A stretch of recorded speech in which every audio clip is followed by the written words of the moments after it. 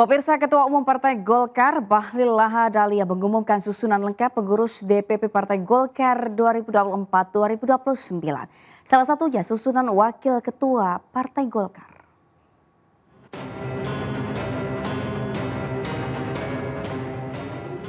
Pengumuman ini disampaikan Bahlil di kantor DPP Partai Golkar Jakarta Kamis sore. Pemilihan pengurus ini atas pertimbangan berbagai aspek. Selain itu, Bahlil menyebut susunan kepengurusan juga memperhatikan masukan dari organisasi hingga organisasi sayap Partai Golkar. Dalam kesempatan ini, Bahlil mengumumkan posisi Wakil Ketua Umum, Ketua Bidang hingga Sekretaris Bidang DPP Golkar. Sementara isu Jokowi jadi kader Golkar itu tidak benar.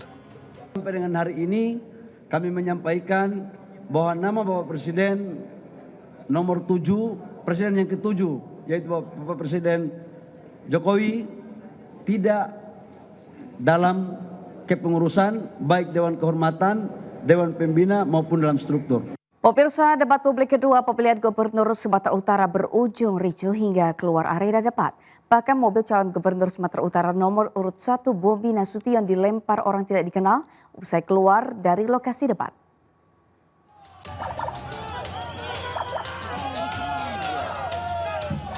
Video amatir merekam detik-detik kericuhan yang terjadi di luar lokasi debat publik kedua pemilihan Gubernur Sumatera Utara yang digelar di salah satu hotel di Kota Medan Rabu malam. Sorak-sorai antar pendukung serta aksi saling lempar botol air mineral pun tak terelakkan antara kedua pendukung pasangan calon gubernur.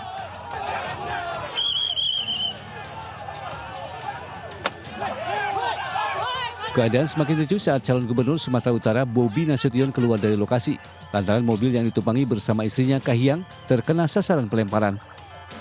Tidak diketahui siapa pelaku dari pelemparan mobil menantu Jokowi tersebut dan beruntung tidak ada yang terluka. Namun demikian, atas insiden pelemparan itu tim hukum Bobi Surya resmi melaporkannya ke Mapolrestabes Medan. Menurut Ketua Tim Pemenangan Bobi Surya, Hinca Panjaitan, pelaporan dilayangkan agar pemilu berjalan dengan damai. Mengapa harus dilaporkan gitu ya? Supaya pemilu damai ini, pemilu kita ini damai, riang gembira dan beradu gagasan dan konsep lah. Dan kepada siapapun kita, supporternya, ayo sama-sama kita dukung paslon kita dengan baik pada substansinya, bukan pada hal-hal yang di luar substansi itu. Dalam insiden tersebut, Hinca membantah pihaknya maupun pendukung Bobi Surya juga terlibat dalam aksi saling lempar dengan supporter Edi Hasan. Dari Medan, Sumatera Utara, Ahmad Ridwan Nasution, iNews melaporkan.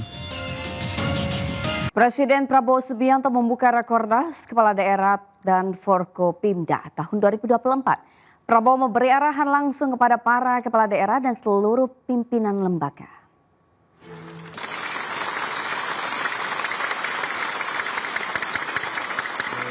Kementerian Dalam Negeri menggelar rapat koordinasi nasional penyelenggara pemerintahan daerah tahun 2024. Rakornas ini dibuka Presiden Prabowo Subianto dan dihadiri Menteri Kabinet Merah Putih, seluruh kepala daerah dan forum koordinasi pimpinan daerah se-Indonesia. Presiden Prabowo Subianto juga memberikan pengarahan langsung kepada para peserta Rakornas secara tertutup. Tahun ini Rakornas Forkopimda 2024 memiliki tema implementasi Asta Cita menuju Indonesia Emas 2045.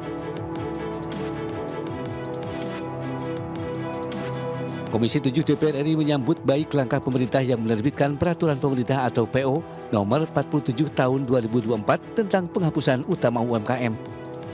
Langkah ini dipandang dukungan kepada pelaku UMKM yang selama ini terdampak masalah ekonomi di tengah melemahnya daya beli masyarakat. Tak hanya itu, Komisi 7 juga bakal mengawal aturan baru tersebut untuk memastikan hanya pelaku UMKM yang benar-benar layak mendapatkan bantuan penghapusan piutang.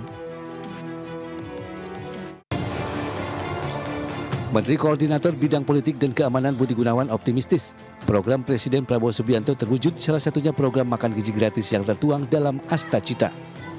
Budi mengatakan program makan gizi gratis memiliki relasi positif dengan meningkatkan kecerdasan intelektual atau IQ. Budi mengutip hasil riset yang diterbitkan The Economist pada Juli 2024 yang menyebut bahwa makan bergizi gratis mampu meningkatkan IQ anak sebesar 15 poin. Pemirsa, calon wakil gubernur Jakarta nomor urut 3 Rano Karnato Sidul menerima pengurus DPD Konfederasi Serikat Pekerja Seluruh Indonesia KSPSI Jakarta. Sidul diingatkan kembali soal kesejahteraan kaum buruh atau pekerja.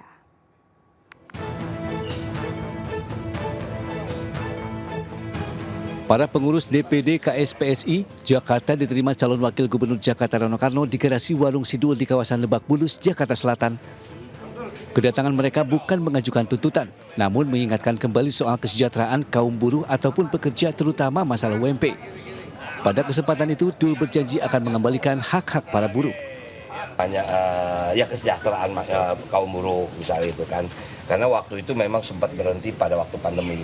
Nah, saya bilang insya Allah kalau memang nanti ya saya sama Mas Pram memang datang ke DKI, kita akan kembalikan hak-hak buruh yang memang pernah diterima. Itu aja sebetulnya, nggak ada yang aneh-aneh kok. Hujan lebat yang kembali mengguyur kota Jakarta menimbulkan beberapa titik tergenang banjir. Kondisi ini menjadi perhatian bagi calon gubernur Jakarta yang saat ini sedang berkompetisi di Pilkada 2024. Dharma Pongrekun, calon gubernur Jakarta, menanggapi isu ini dengan menyebut penanganan banjir di Jakarta harus terlebih dahulu menyelesaikan akar penyebab dari terjadinya banjir tersebut. Genangan ini kan akibat yang harus kita pikirkan selalu apa penyebabnya. Jadi dalam menyelesaikan setiap masalah, jangan hanya menyelesaikan puncak gunung esnya, itu sama dengan menjadi pemadam kebakaran, tetapi cari akar masalahnya. Dari Jakarta, Hamzah Hasibuan, Sadu Santo, iNews melaporkan.